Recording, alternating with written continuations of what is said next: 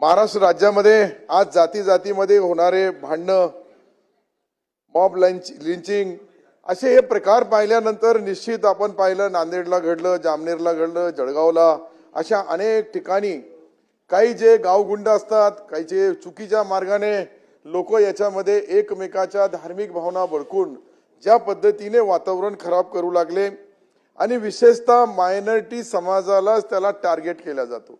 आमच्या सिल्लोडमध्ये पाहिलं तर कोणी म्हणतो बांगलादेशी आहे, कोणी म्हणतो कुठलचे आहे। अरे आम्ही म्हणतो बांगलादेशी असेल तर जरूर त्यांच्यावर कडक कारवाई करा, परंतु जे आपल्या देशाचे लोक आहे यांच्या विरुद्ध अशाच पद्धतीने वागल्यानंतर काय भावना होईल याच्याकडे विशेष लक्ष देणं फार जरुरी आहे।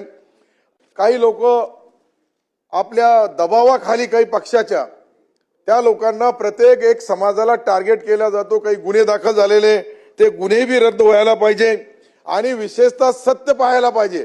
फक्त एखादा मुसलमान असला म्हणून त्याच्यावर कारवाई करायची ही जी पद्धत आजकाल चालू झाली ही चुकीची आहे।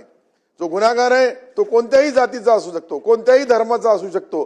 प्रत्येक जातीमध्ये प्रत्येक धर्मामध्ये काही लोक असतात समाजकंटक आणि त्यांच्यामुळे पुरा समाज बदनाम होतो। याच्याकडे ही विशेष लक्ष देणं फार जरुरीचं आहे।